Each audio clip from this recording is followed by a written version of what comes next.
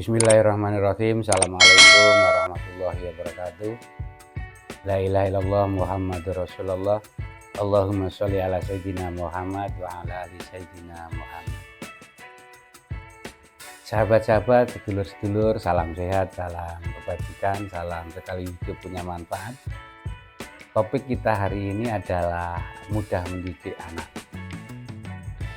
Semua orang pastilah ingin kehidupannya lebih baik esok hari, dengan bukti bahwa anak-anak kita bisa melanjutkan perjuangan kita yang lebih hebat daripada kita. Kalau kita hari ini ibarat bisa berjalan dalam hidup itu kemanfaatan 1000 kilometer, harapan kita anak-anak kita bisa melanjutkan estafet itu sampai ribuan kilometer dalam pemanfaatan hidup.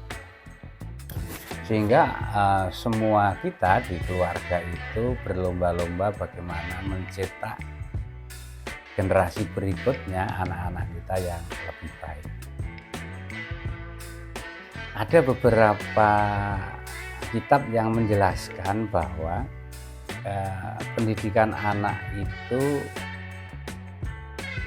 selalu ada keharmonian antara ayah dan ibu, sehingga ayah dan ibu itu harus memiliki visi yang sama dalam mendidik anak-anaknya. Jadi misalkan kalau ayahnya menanamkan suka membaca buku, ya ibunya mendukung itu dan memiliki kekompakan bersama-sama, sehingga anak dengan kebersamaan cara pandang pendidikan ayah dan ibu, anak tidak lagi dalam tanda petik bingung ya. Loh, bapak nyuruh begini, ibu nyuruh begini, tidak timbul itu. Sehingga ini menjadi penting ya, kesamaan persepsi ayah ibu dalam pendidikan anak. Yang kedua, kelembutannya. Jadi anak-anak kita itu kalau sulit dididik itu bukan berarti mereka tidak bisa dididik,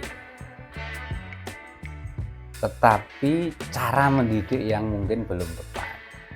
Jadi semua anak pasti bisa dididik, hanya saja yang penting bagaimana orang tua menemukan formula, metode atau cara mendidik yang benar. Formula atau metode cara mendidik yang benar adalah yang kedua, ini adalah kelembutan. Jadi kalau bisa di keluarga jangan sampai timbul kekerasan, memarahi anak, kemudian mengungkapkan pendidikan dengan kata-kata bernada tinggi, kemudian banyak menyuruh, kemudian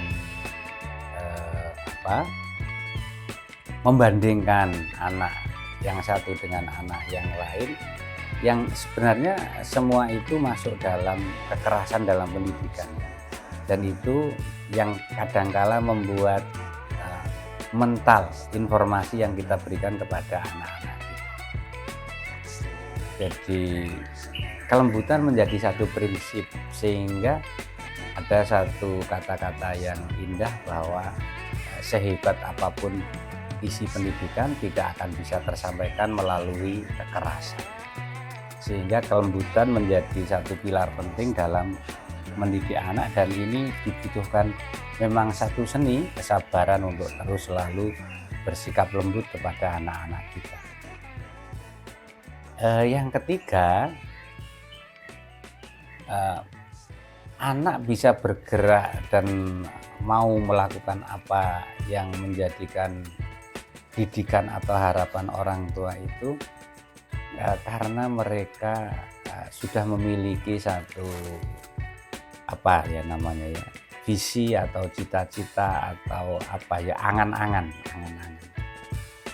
Jadi kalau anak itu belum memiliki satu visi dalam hidupnya, biasanya gampang redaksinya visi itu ya. Engkau ingin jadi apa nak? Ya, itu biasanya yang mudah di keseharian begitu. Engkau kalau besar ingin seperti siapa nak? Biasanya seperti itu ya.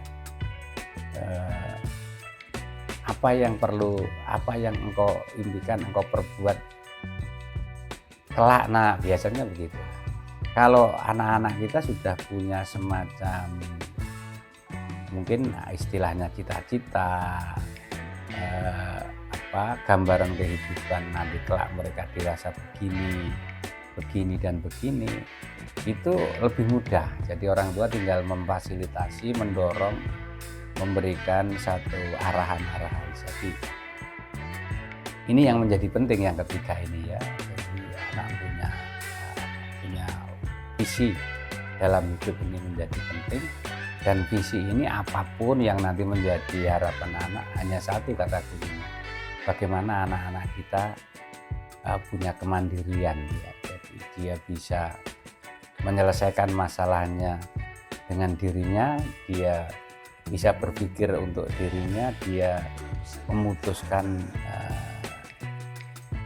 tindakan untuk dirinya. Ini yang menjadi penting. Setiap anak yang sejak kecil dia sudah punya prinsip-prinsip kemandirian, biasanya kelak masa dewasanya lebih cepat dewasa daripada anak seusianya. Jadi itu yang ketiga. Dan yang keempat, tentu saja semua orang sudah tahu bahwa pendidikan yang terhebat itu adalah keteladanan. Jadi dari orang tua yang baik biasanya akan muncul anak-anak yang baik, karena baik itu sudah dilakukan oleh kebiasaan orang tuanya dan anak-anak melihat kebaikan. Jadi pendidikan kebaikan itu, saya sering dibilangi oleh teman-teman, kebaikan itu tidak dibicarakan, tapi kebaikan itu dilakukan. Mungkin keseharian di rumah kita berbuat baik sebagai orang tua, menjaga kebersihan rumah, menata rumah, membersihkan rumah. Ada sesuatu yang tidak teratur, kita teraturkan, itu bagian yang dilihat oleh anak, sehingga kemudian anak terinspirasi untuk pola hidup teratur. Kalau anak-anak kita ingin membaca, maka mungkin perlu juga orang tua keseharian membaca, sehingga yang dilihat anak itu akan menjadi memori dia, sehingga dia tanpa kata-kata pun dia akan melakukannya. Sehingga ada satu istilah yang penting, keteladanan adalah pilar penting dalam pendidikan.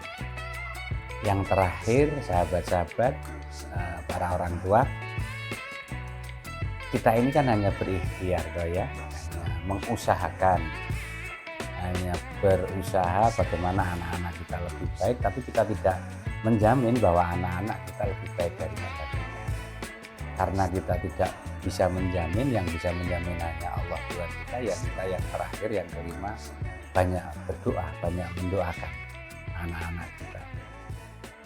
Ya Allah, jadikan anak-anak kami anak-anak yang lebih baik daripada kami, anak-anak yang ahli sujud, anak-anak yang ahli menolong, anak-anak yang ahli berpengetahuan, anak-anak yang dalam hidupnya selalu digunakan untuk kemanfaatan orang lain, dan itu menjadi jariah kalau kelak kami tinggalkan orang-orang tua ini.